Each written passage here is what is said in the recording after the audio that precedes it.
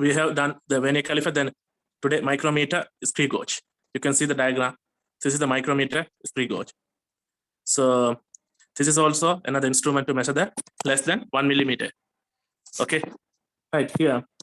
Again, this has two scales. The main scale is on the shaft, and the fractional scale.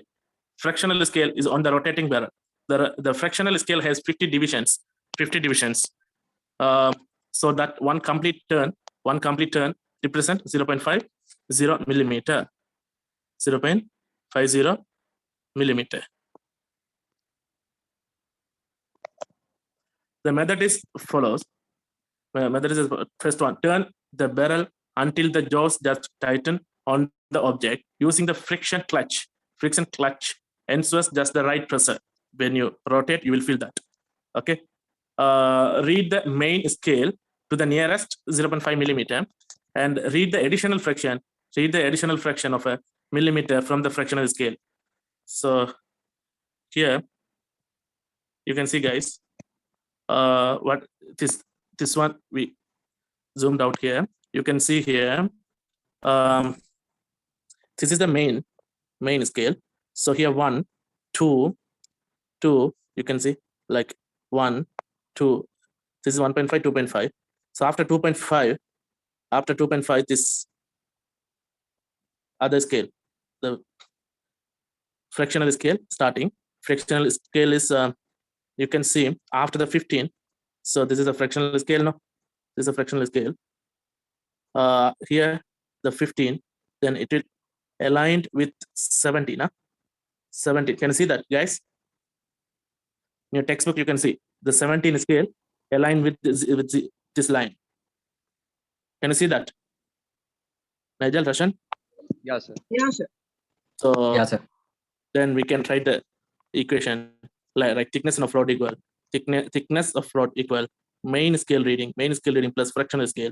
Main scale reading we know 2.5 millimeter plus the fractional one 0.17, 2 decimal 0.17. Okay, 0.17 millimeter. So final answer is 2.67 millimeter. Got it? Got it, sir. Yeah, sir. Okay, the next one, density. We all studied density equal mass per unit volume. So here our eyes can deceive us. When we look at an object, we can judge its volume. However, we can only guess its mass. We may guess incorrectly because we misjudge the density. You may offer to carry someone's bag only. Wait. To discover that it contains heavy box, a large box of chocolates may have a mass of only 200 grams, a great disappointment. The mass of an object is the amount of matter. So mass means the mass of an object is the amount of matter it is made of. Mass is measured in kilogram, kg. But density is a property of material. It tells us how concentrated its mass is.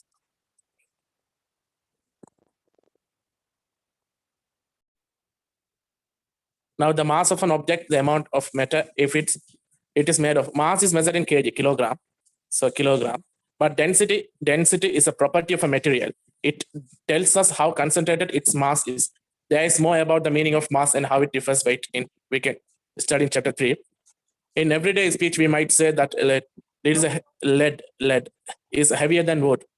We mean that given equal volumes of lead and wood, the lead is heavier. In scientific terms, the density of lead is greater than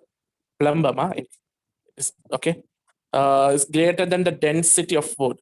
So we define density as one in words and as an equation. So density definition is the ratio of mass to volume, for a substance. Otherwise, you can tell mass per unit volume. Density equal mass over volume. The ratio of mass to volume. Ratio means a fraction. No? Here, mass to volume ratio. Otherwise, M over V. Right? Both same. So mass over volume. The symbol for density is rho.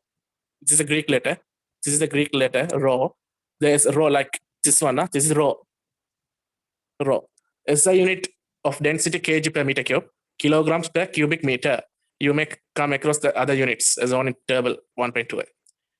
Useful value to remember is the density of water. Density of water is 1000 kg per meter cube. 1000 kg meter per cube, otherwise 1 gram per centimeter cube.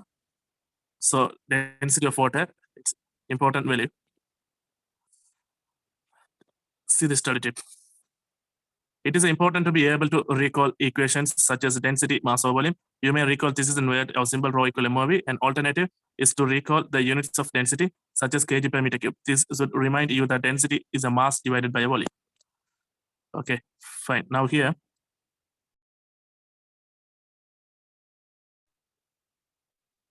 okay, guys, next one, units of mass, kilogram. If it kilogram, unit of volume, if meter cube, what's the density? Kilogram per meter cube. Kilogram decimeter cube, then kilogram per decimeter cube, gram, 1 gram per centimeter cube. Okay. Now let's see some densities of some substance. Substances for gas, densities of some substances for gases, these are given at temperature 0 degrees Celsius and pressure of 105 Pascal. Right. Here you can see the water is water. Water is 1000, steel is high, and gold also 19,300. What about lead, plumber? 11,340. Yeah, right. Just value. In exam, they'll give the value. Gold is denser than silver. Wait. Density is the key of floating. Ice is less dense than water. This explains why icebergs float in the sea rather than sinking to the bottom. Many materials have a range of densities. Some types of wood, for example, are less dense than water and will float. Others are more dense and sink. The density depends on the composition.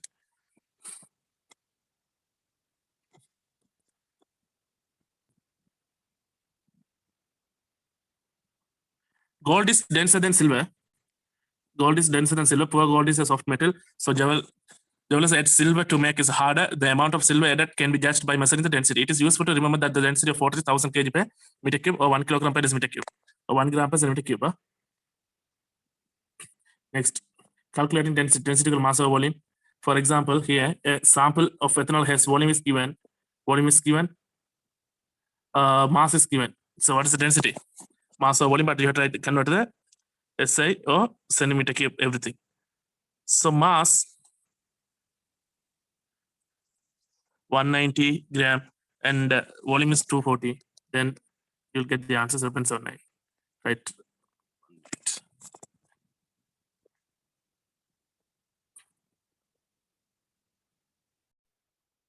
Here the next one, measuring density.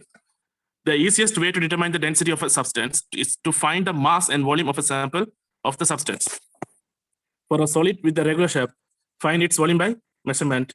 We already done the regular shape solid. You can find the, for example, cube. How can I find this volume? This length into breadth into height, then you'll get a volume. So regular shape, you can find the volume by calculation. Measurement, find its mass using a balance. You know the balance, no? Balance pen. Yeah. Right. Using a balance, then calculate its density, right? Density mass volume. This figure shows one way to find the density of a liquid. Here, liquid. Before that liquid, entering the liquid, we found the vessel cylinder volume. Like you can maintain at 0. Okay, you can keep that 0. Then if we add the liquid, then we can find the liquid mass here. See that balance to 0. Place a measuring cylinder on a balance. Set that balance to 0. Now pour liquid into the cylinder. Read the volume from the scale on the cylinder. The balance shows the mass. That's the value of the mass. See this activity. Measuring density. Yeah, you can read this later. Measuring density is one activity part. Okay, see the next page.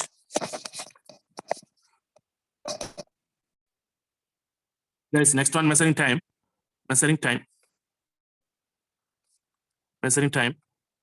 The athletic coach in figure 1.8 using her stopwatch to time a sprinter. For a sprinter, fraction of second, perhaps just 0.01 second, can make all the difference between winning and coming second or third. It is different in a marathon where the race lasts for more than 2 hours and runners are timed to the nearest second. Okay, here in the lab, you might need to record the temperature of a container water every minute. Find the time for which an electric current is flowing. For measurement like this, stop clocks and stopwatch can be used. You may come across two types of timing device. One is analog, other one is digital. So analog clock is like a traditional clock whose hands move around the clock's face. You find the time by looking at the at where the hands are pointing on the scale. But digital one is one that gives a direct reading of the time numerals. Time in numerals. For example, digital stopwatch might show off 23.45 seconds. When studying motion, then mechanics, you may need to measure the time taken for a rapidly moving object to move between 2 points. In this case, you might use a device called a light gate connected to an electric. I will show that video later. A light gate connected to an electronic timer. This is similar to the way in which runners are timed in major athletic events. An electronic timer starts when the master's gun is fired and stops as the runner crosses the finishing line. Next one, measuring short intervals. Figure 1.9. See the figure next one. So it's a typical pendulum. Like this is the bob. This is called a weight called a bob. Bob hangs on the end of a string.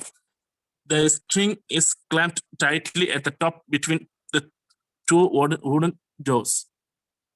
If you pull the bob gently to one side and release it, the pendulum will swing from side to side.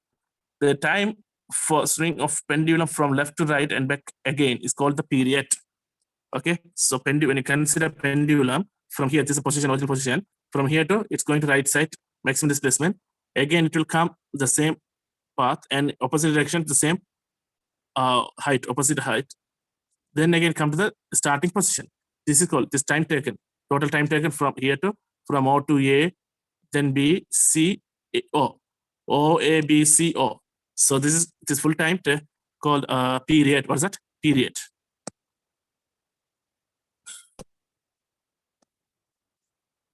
Okay, see the next page.